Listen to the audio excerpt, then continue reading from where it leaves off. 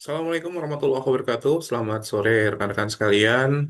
Alhamdulillahirobbil alamin. Pada sore hari ini kita kembali dalam rangka memenuhi pesantren Kaizeng. Setelah kemarin kita berbicara mengenai 8 pemborosan yang sering terjadi pada aktivitas kita, hari ini kita akan berbagi bagaimana problem statement yang sudah disampaikan kemarin kita bisa masuk ke dalam project charter. Mengapa problem statement ini diperlukan dalam sebuah project Kaizen?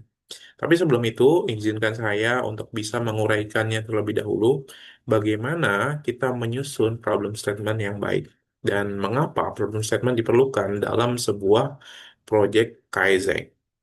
Silakan, mohon izin untuk saya share.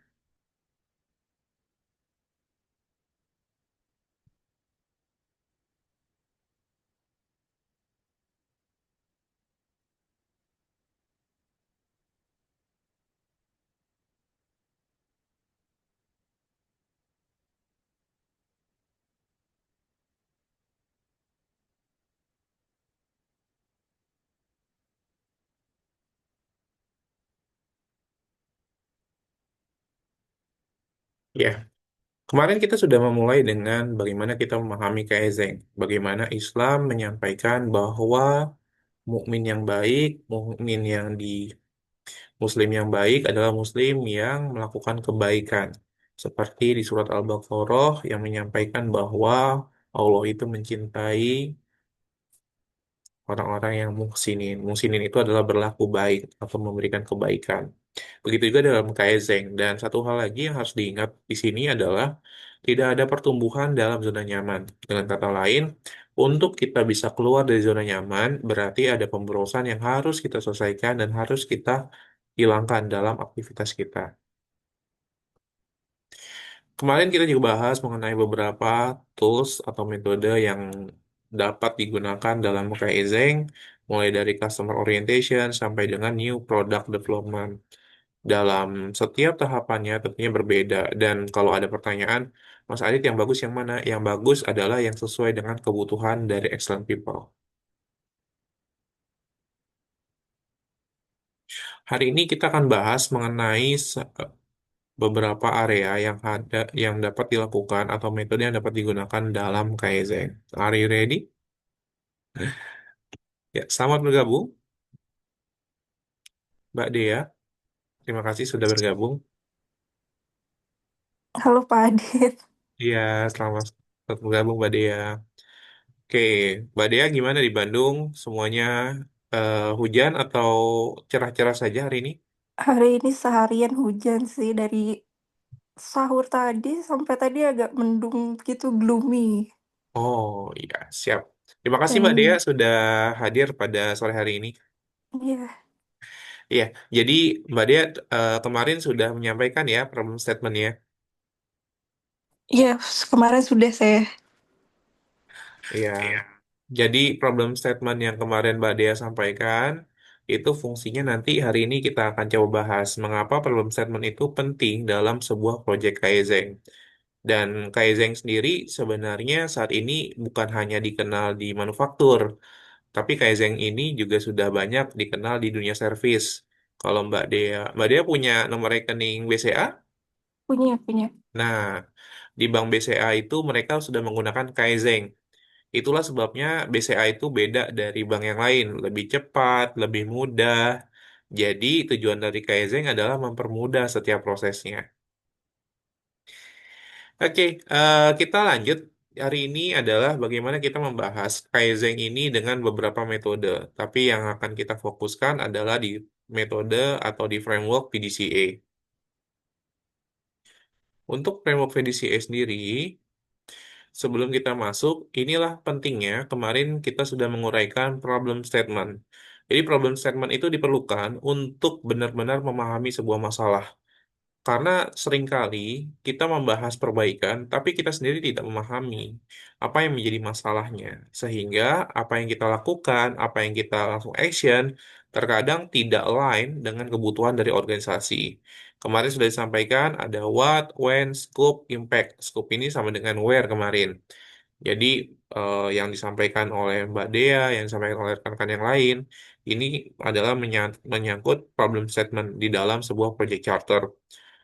Pak Adit, project charter itu fungsinya apa dalam sebuah project atau dalam Kaizen? Project charter ini adalah proposal awal. Mengapa masalah tersebut kita angkat menjadi Kaizen? Apakah project charter ini hanya di Kaizen? Jawabannya tidak. Project charter ini juga digunakan di project management, di beberapa aktivitas lainnya, Lean Six Sigma. Ini diperlukan. Mengapa project charter ini diperlukan? Project charter ini diperlukan untuk tahap awal. Yang pertama, fungsi project charter adalah memperjelas apa yang menjadi masalah yang akan kita selesaikan. Yang kedua adalah mini kontrak. Mini kontrak ini maksudnya seperti apa? Mini kontrak ini adalah project charter ini menjadi scope atau ruang lingkup kita menyampaikan kepada customer atau kepada atasan kita bahwa project kita ini ruang lingkupnya sampai mana. Dan yang terakhir adalah bagaimana kita membatasi target yang ada. Itulah sebabnya dalam project charter ini ada bagian relate to KPI. KPI itu adalah Key Performance Indicator, atau paling gampang adalah target kita. Apakah improvement yang kita lakukan, apakah Kaizen yang kita lakukan memang sejalan dengan targetnya perusahaan. Jadi Kaizen itu penting banget, dan untuk memulai Kaizen, biar tidak kemana-mana, diperlukan project charter di tahapan awal.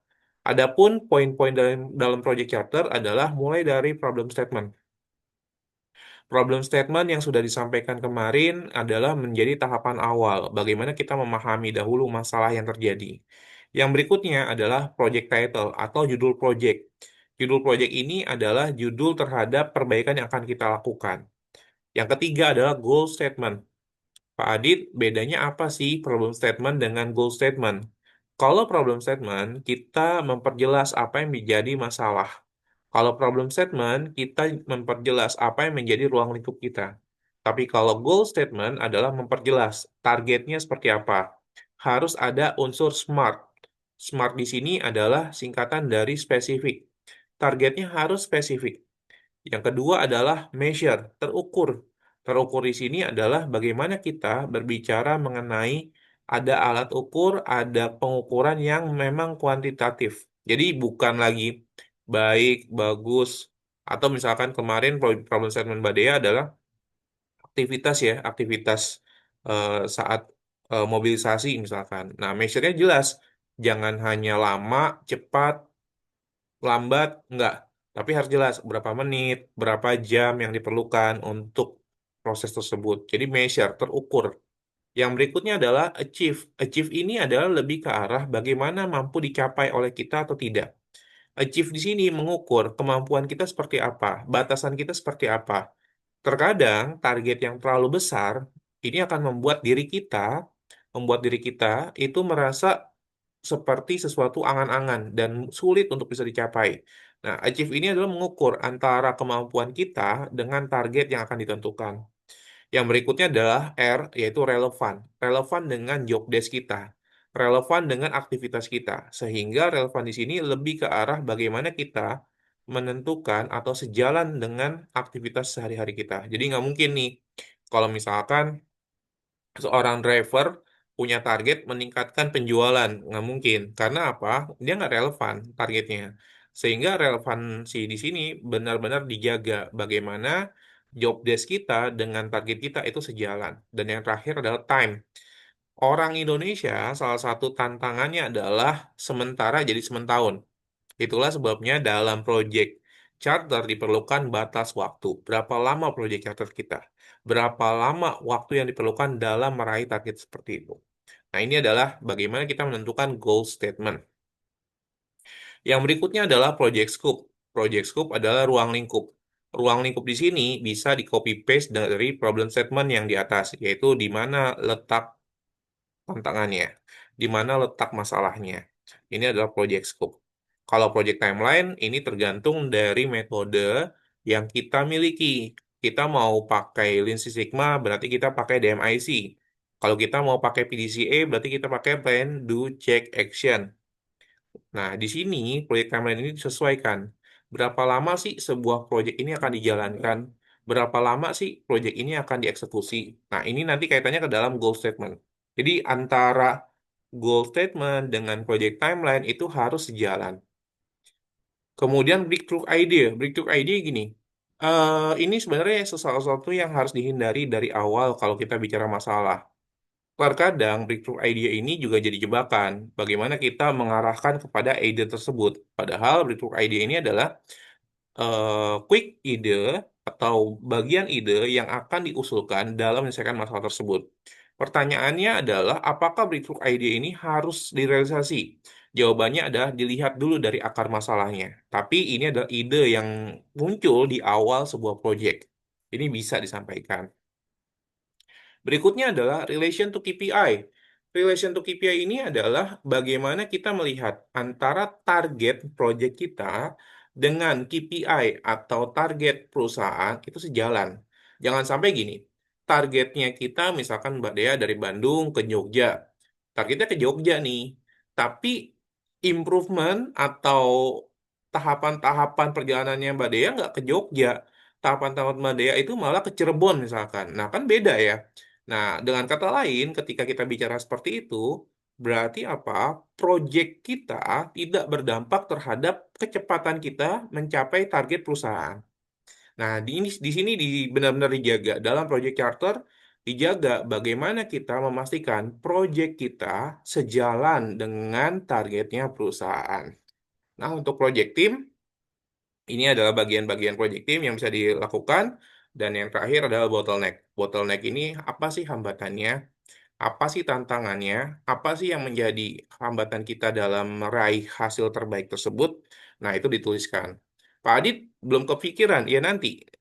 Kalau belum kepikiran, mungkin yang ada di gambaran kita, misalkan atasannya, atau misalkan resource-nya, atau sumber dayanya belum memadai. Nah, itu ditulis tuh bottleneck-nya apa. Nah, ini adalah project charter. Project charter ini dilakukan, dibuat sebelum melakukan sebuah project. Nah, jadi Mbak Dea, kita sambil diskusi di sini, bisa juga di kolom chat dituliskan. Dari problem statement yang sudah disampaikan Mbak Dea kemarin, sekarang yang kira-kira menjadi project title-nya apa nih? Kalau kemarin kan kaitannya kepada aktivitasnya kesulitannya Mbak Dea ya untuk bisa mobilisasi. Nah, coba kira-kira Mbak Dea dalam waktu dekat ini ada gak aktivitas atau ada gak yang menjadi challenge yang bisa dijadikan project Kaizen? Kira-kira apa? Berarti Jadi dari problem statement yang kemarin ya Pak Adit. iya, bisa dari problem statement yang kemarin atau Mbak Dea misalkan gini, eh Pak Adit, aku mau ini deh, aku kayaknya mau mengoptimasi aku punya sosial media misalkan kayak gitu ya. Tapi nanti dimasukin ke dalam problem statement, misalkan kayak gitu. Atau misalkan berarti ada kegiatan lain misalkan, itu monggo silakan. Karena ini nanti akan dijadikan mini project nih untuk kita bikin Kaizen projectnya berikutnya. Tapi sebelumnya boleh nanya nggak ya Pak Adit? Boleh, boleh, boleh, silakan. Jadi waktu awal kuliah ngambil S1 tuh sempat dapat mata kuliah design thinking. Oh Dan iya. ini tuh tools-toolsnya tuh ada beberapa yang masih sama dengan ini. Apa emang sama apa gimana ya Pak Adit? Hmm, oke, betul banget. Jadi gini, design thinking, PDCA, kemudian Six Sigma, itu sebenarnya hanya beberapa istilah frameworknya yang berbeda, Mbak Dea. Jadi, ketika kita bicara design thinking, itu kan ada tahapan empati ya di design thinking. Iya betul, ada beberapa tools-tools yang dipakai. Dan Betul. problem statement itu ini salah satu yang kemarin saya pakai juga untuk ini. Ah, betul. Jadi, memang kalau kita bicara design thinking, sama, sama dengan nanti yang kita jalankan. Bedanya atau persamaannya, kita ngambil persamaannya adalah di dalam design thinking, itu biasanya salah satu tantangannya adalah kita langsung dimulai dari customer relationship. Jadi lebih ke arah customer segment. Jadi lebih ke arah bagaimana kita fokus ke dalam customer focus. Apa yang menjadi kebutuhan customer kita. Benar ya?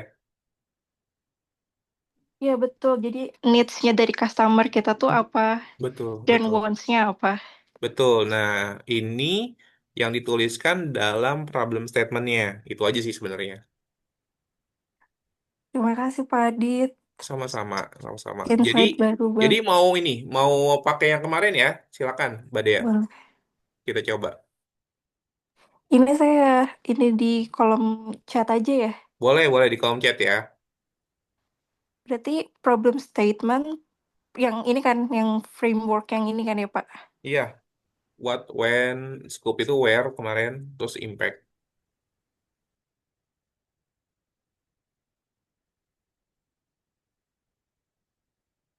Monggo, silakan.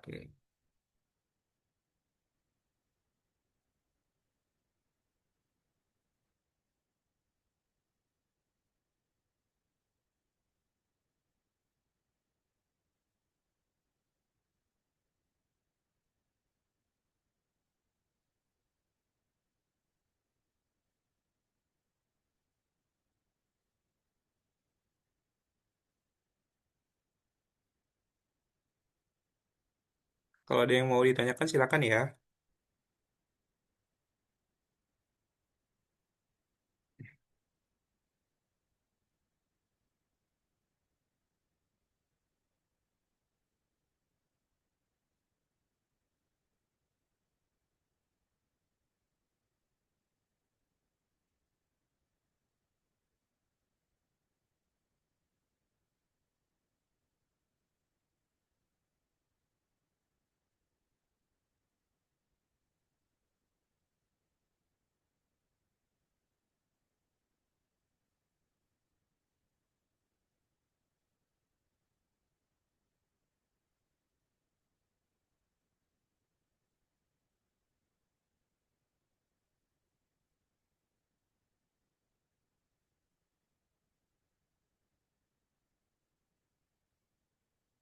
Kan sambil Mbak Dia mengisi, ini contohnya untuk problem statement. Ini kita bicaranya awalnya hanya bicara banyak pelanggan yang batal membeli kopi, kemudian terlambat diantar, terutama sore hari. Jadi dalam problem statement ini benar-benar kita membuat masalah tersebut lebih jelas. Sejak menu kopi tubruk muncul Juli 2007, ini when? Itu kapan terjadinya? Masalahnya, skopnya adalah 37% order, kemudian masalahnya adalah 15 menit, karena waktunya lama, impact-nya itu 27 juta tiap bulan. Nah, ini problem statement. Jadi memang problem statement itu berfungsi untuk bisa melakukan frame the problem, atau menyatakan masalah itu seperti apa. Kemudian, untuk project title atau judul project, ini bisa disampaikan judulnya seperti apa. Dari masalah yang ada, judulnya ini bagaimana. Kalau misalkan lebih baik, yaitu lebih spesifik. Oke, sip. Terima kasih, Mbak Dea. Oke, ini problem statementnya ya. Nah, di sini sudah disampaikan Wattnya, wattnya, kemudian di sini ada when-nya, 6 tahun ke belakang, ruang lingkup, publik, scope-nya, impact-nya agar saya dapat kegiatan lebih baik. Nah, wattnya ini adalah mungkin sedikit direvisi, bukan apakah saya dapat melakukan aktivitas, tapi lebih ke arah kesulitan atau tantangan dalam beraktivitas di luar atau dalam kondisi normal. Nah, itu mungkin lebih ke sana ya yang jadi masalahnya.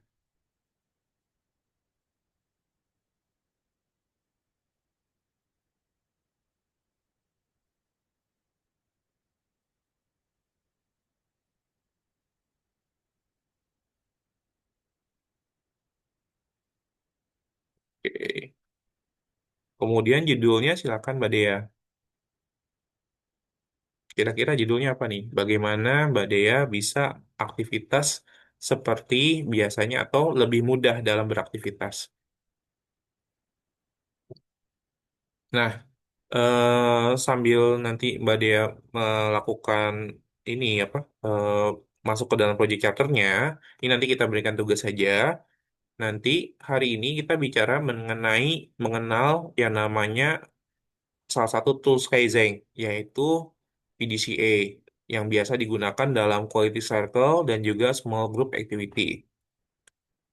Dalam Kaizen tersebut, kita akan mengenal 4 tahapan, yaitu plan, do, check, action.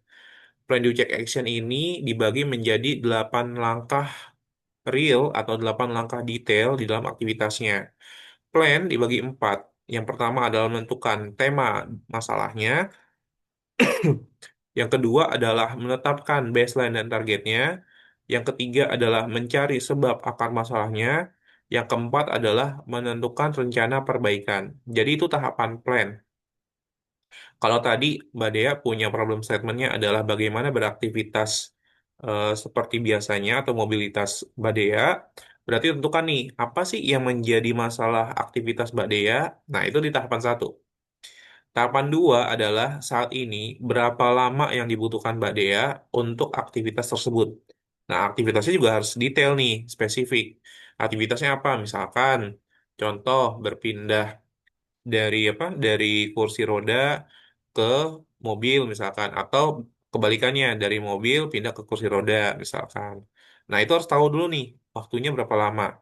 Nah, nanti masuk ke dalam tahapan tiga. Tahapan tiga itu dicari sebabnya.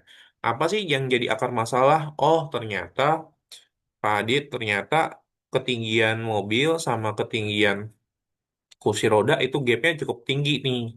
Nah, misalkan seperti itu ya, tapi nanti kita lebih detailnya. Nah, yang keempat adalah menentukan rencana perbaikan. Apa sih perbaikan yang bisa dilakukan? Nah, itu tahapan plan. Ini adalah contoh bagaimana ada 8 tahapan yang bisa dilakukan dalam melakukan perbaikan. Dan ini menjadi salah satu fundamental di dalam Kaizen. Jadi fundamentalnya jelas ya. Ini 8 langkah. Oke, terima kasih Mbak Dea sudah diisi form chatnya. Sip, mantap. Oke, sip. Sudah diperbaiki. Kesulitan aktivitas di luar, nampak ke belakang, ruang lingkup publik, impact-nya agar saya dapat melakukan kegiatan yang lebih baik. Sip. Nah, nanti di sini disampaikan nih, untuk kesulitannya, Badai itu nanti kesulitan di aktivitas apa di luar, biasakan. Misalkan, untuk mobilitas, untuk transportasi, nanti dijelaskan ya lebih detailnya. Oke, sip. Terima kasih. Nah, jadi hari ini kita memahami dulu 8 langkah tersebut, mulai dari menentukan tema sampai dengan bagaimana kita melakukan perbaikan selanjutnya. Pak Adit, ini kaitannya ke dalam kebiasaan atau behavior kita, ya. Jadi nanti kita akan real apa yang bisa dilakukan dengan problem statement yang sudah disampaikan oleh Mbak Dea. Yuk, berikutnya kita pahami dulu toolsnya apa saja sih yang bisa dipakai. Ada beberapa tools yang bisa digunakan untuk bisa melakukan Kaizen. Dalam menentukan tema, ada beberapa tools yang bisa digunakan. Yang pertama adalah brainstorming. Brainstorming kalau di dalam design thinking ini lebih ke arah lighting idea. Jadi kita menggali menggali apa sih yang menjadi penyebab, apa sih yang menjadi masalah. Karena ini bicaranya menentukan tema dulu ya. Apa sih yang menjadi masalah dalam aktivitasnya? Kemudian check sheet, bagaimana kita melakukan kontrolnya. Kemudian stratification, Pareto, scatter, dan histogram. Ini adalah tools yang bisa digunakan di dalam 8 langkah 7 alat. Nah, dalam 8 langkah 7 alat ini, kita bagi menjadi lebih detailnya. Yang pertama adalah bagian step. Step ini tentunya mengambil dari 8 langkah yang sudah diuraikan tadi. Yang kedua adalah objektif. Objektif ini adalah target. Targetnya seperti apa? Jadi kalau target dalam menentukan tema, kita tentukan dulu nih apa yang jadi masalahnya. Kemudian dari target tersebut masuk ke dalam basic quality tools. Tools di sini lebih ke arah bagaimana kita menggunakan tools ini untuk bisa mendapatkan objektif yang sudah disampaikan. Dan yang terakhir adalah deliverable. Di dalam setiap tahapan ada target aktivitas, ada output aktivitas yang bisa diberikan kita dalam setiap tahapannya. Nah, ini adalah 8 tahapan di dalam aktivitas Kaizen. Nah, Alhamdulillah, Mbak Dea mengikuti kelas ini. Jadi nanti kita bisa menunjukkan kepada teman-teman yang lain bahwa Kaizen sebenarnya bukan hanya dilakukan di pabrik, tapi bisa juga dilakukan dalam kehidupan kita sehari-hari. Nah, ini adalah 8 tahapan yang bisa dilakukan, yang bisa diterapkan dalam Kaizen. Sampai situ ada pertanyaan, Mbak Dea? Masih belum ada Pak Adit. Oke, sip, terima kasih. Nah, jadi nanti tugasnya Mbak Dea, wah, tugasnya kayak tugas kuliah nih, Pak Adit. Enggak. Jadi kita nanti tugasnya Mbak Dea, saya akan kirim di grup membuat project charter ya. Baik, Pak. Ya, untuk project charter, project timeline-nya, Mbak Dea kira-kira jangan ditulis tahapannya dulu, tulis aja kira-kira startnya kapan, kemudian nanti finishnya mau kapan. Bisa 3 bulan, bisa 6 bulan ke depan, monggo silakan. Baik-baik. Siap. Jadi untuk hari ini kita akan fokus tadi dalam pengenalan 8 langkah dahulu.